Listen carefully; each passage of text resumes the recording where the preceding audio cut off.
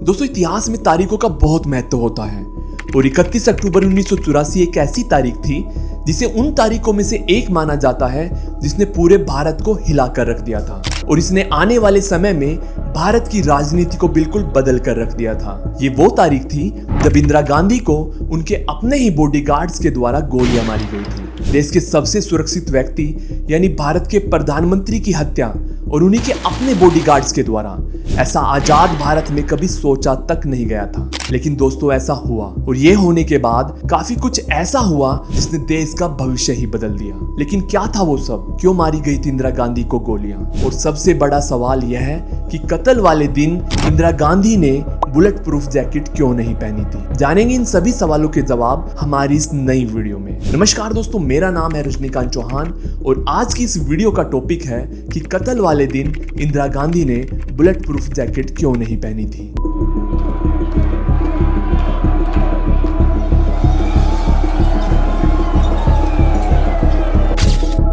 दोस्तों, साल था 1980। ये साल भारतीय लोकतंत्र के सबसे महत्वपूर्ण सालों में से एक था। इमरजेंसी के दौर से निकली जनता पार्टी को करारी हार का सामना करना पड़ा था और इंदिरा गांधी की कांग्रेस सत्ता में दोबारा वापस आ चुकी थी। इंदिरा गांधी की कांग्रेस को कुल 353 सीटें मिली थी और दूसरे नंबर पर थी जनता पार्टी सेकुलर और तीसरे नंबर पर थी जनता पार्टी। 529 सीटों में से 353 सीटें प्राप्त करना बहुत बड़ी बात थी और माना जा रहा था कि कार्यकाल इंदिरा गांधी के लिए सबसे महत्वपूर्ण होगा, क्योंकि उम्मीद थी कि इस कार्यकाल के बाद वो संन्यास ले लेंगी या फिर मार्गदर्शन करते हुए गद्दी अपने बेटे को सौंप देंगी। संजय गांधी, जो कि इंदिरा के सबसे ज्यादा काबिल वारिस थे, वो अब इस दुनिया में नहीं थे और राजीव गांधी राजनीति के हिसाब से बहुत ज्यादा समझदार नहीं थे। इसलिए इंदिरा गांधी के बाद कांग्रेस पार्टी की कमान कौन संभालेगा, इसका फैसला भी इंदिरा गांधी को इसी कार्यकाल में करना था। कुल मिलाकर इंदिरा गांधी के लिए ये एक महत्वपूर्ण कार्यकाल था और शायद आखिरी भी। लेकिन इसका किसी को अंदाजा नहीं था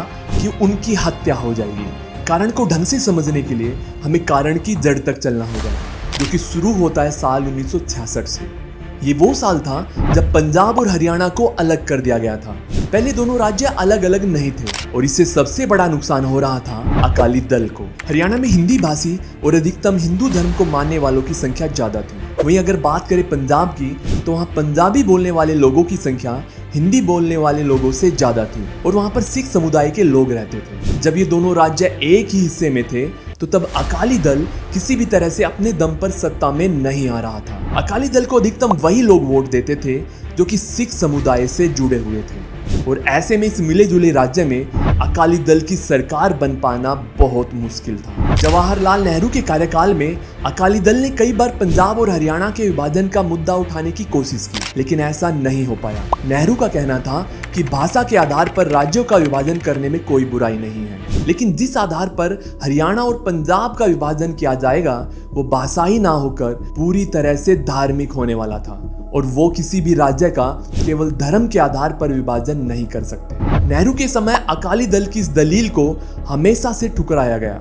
हालांकि यह कहा जा सकता है कि यह मांग समय के साथ तेज होती गई, जिसके बाद नेहरू और शास्त्री जी का कार्यकाल खत्म हो गया। साल आया 1966। एक ऐसी महिला जिसे उसी की पार्टी के लोग गूंगी गुड़िया के नाम से पुकारा करते थे, वह दुनिया के सबसे बड़े लोकतंत्र की प्रधानमंत्री थी। आगे चलकर इंदिरा गांधी को आयरन लेडी के नाम से जाना गया और उन्हें यह नाम मिला था बहुत सारे कठोर फैसले करने के कारण। और उन्हीं कठोर फैसलों में से एक मुख्य फैसला था हरियाणा और पंजाब को दो अलग राज्यों में विभाजित करना। फैसला लिया गया कि हिंदी भाषी जिलों को हरियाणा में और पंजाबी बोलने वाले जिलों को पंजाब में मिलाया जाएगा और एक जिला हिमाचल को दिया जाएगा। इस तरह से कांगड़ा हिमाचल के पास आया और हरियाणा और पंजाब दो अलग अलग राज्य बने। एक नई राजधानी बनाई गई चंडीगढ़, जो कि हरियाणा और पंजाब दोनों की राजधानी थी, लेकिन उसे एक केंद्र शासित प्रदेश के तौर पर रखा गया। इस फैसले की आलोचना भी हुई और प्रशंसा भी, लेकिन इंदिरा ने इस फैसले के दौरान नेहरू जी के धर्म और भाषा के आधार पर विभाजन वाले बयान पर ध्यान नहीं दिया। साल 1980 शुरू होता है। इंदिरा गांधी सत्ता में वापस आ चुकी थी और पंजाब और हरियाणा के विभाजन को 14 साल हो चुके थे।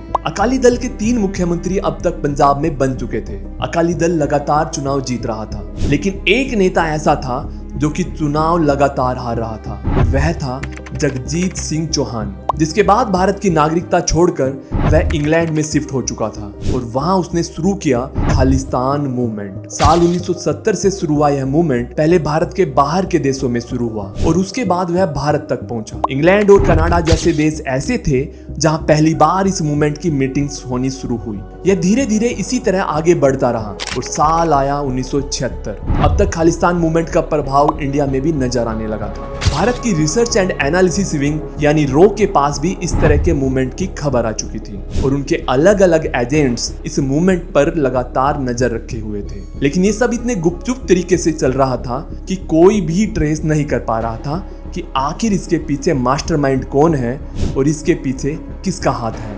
साल बीतते गए और रो के कई ऑफिसर्स को भी ये लगने लगा कि इस मुद्दे को बेवजह बढ़ाया जा रहा है। साल आया 1982। एशियन खेल इस साल भारत में ही खेले जाने थे। ऐसे में अकाली दल जो कि इस मूवमेंट को सपोर्ट कर रहा था, उसने अपने मुद्दे को लाइमलाइट में लाने के बारे में सोचा। लेकिन इस समय तक खालिस्तान मूवमेंट का जो असल मकसद था वह अकाली दल को भी नहीं पता था। उन्हें यह लग रहा था कि यह मूवमेंट हरियाणा के कुछ हिस्सों को पंजाब में मिलाने के लिए किया जा रहा है। लेकिन इस मूवमेंट का असल मकसद था पंजाब को भारत से अलग करना और एक अलग देश का निर्माण करना। हालांकि अकाली दल को इस समय तक इसका अंदाजा तक नहीं था। साल 1982 के एशियाई खेलों में खालिस्तान मूवमेंट से जुड़े सभी लोग कैमरे में देश के सामने आना चाहते थे और इसलिए उनके द्वारा दिल्ली में लगातार गिरफ्तारी दी जाने लगी। ये लोग अरेस्ट होने लगे और उसके बाद इन्हीं की रिहाई के लिए आंदोलन भी किए जाने लगे। हालांकि किसी तरह से हरियाणा के मुख्यमंत्री भजन लाल की मदद से इस प्रकार की गतिविधियों को रोका गया और बॉर्डर सील करने से एशियाई खेल आसानी से हो पाए। हालांकि मूवमेंट यहीं शांत नहीं हुआ। इस मूवमेंट में आगे एक और नाम जुड़ गया और वो नाम था जरनैल सिंह भिंडरवाला। और भिंडरवाला खालिस्तान मूवमेंट का आगे चलकर सबसे बड़ा लीडर बना। इसकी शुरुआत 70 के दशक के मिडल में हुई और अकाली दल और बाहरी फंडिंग से ये काफी मजबूत होता चला गया। इनके द्वारा प्लान किया गया कि ये पूरे पंजाब में चक्का जाम कर देंगे और किसी भी तरह से ये खालिस्तान सेना बनाकर पंजाब को भारत से अलग कर देंगे। लेकिन भिंडरवाले की खालिस्तानी सेना भारतीय सेना के मुकाबले कुछ भी नहीं थी, इसलिए उसने युद्ध की बजाय कायरो का रास्ता चुना। उसने पूरे पंजाब में दंगे करवाने शुरू कर दिए। 500 से भी ज्यादा घटनाएं हुई और इसमें कई हिंदू लोग मारे गए और कई आजीवन के लिए अपंग हो गए। आम लोगों को आप हटा ही दीजिए, उस समय ऐसा माहौल था कि बड़े बड़े अधिकारी तक इस माहौल में सुरक्षित नहीं थे। जैसे 25 अप्रैल को पंजाब पुलिस के डीआईजी अवतार सिंह अतवल तक को दरबार साहिब के दरवाजे पर मार दिया गया।